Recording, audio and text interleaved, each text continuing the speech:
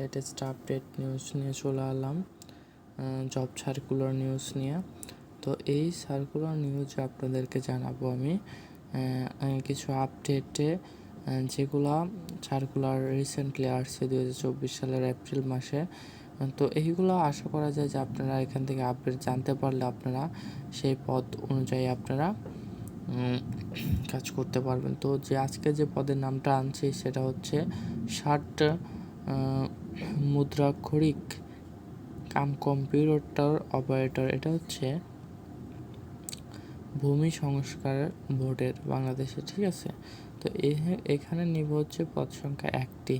শিক্ষাগত যোগ্যতা স্নাতক ও সমমানের ডিগ্রি লাগবে, আর হচ্ছে অন্যান্য যোগ্যতা লাগবে হচ্ছে 60 লিপিতে প্রতি মিনিটে শব্দের গতি বাংলা ইংরেজিতে যথাক্রমে 45 থেকে 70, কম্পিউটার টাইপিং এবং প্রতি মিনিটে শব্দের গতি বাংলা ইংরেজিতে 25 থেকে 30।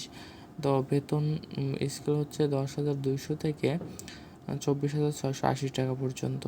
তো আশা করি জানতে পারলেন। আজকে ভিডিও এখানে শেষ করছি। আল্লাহ হাফেজ।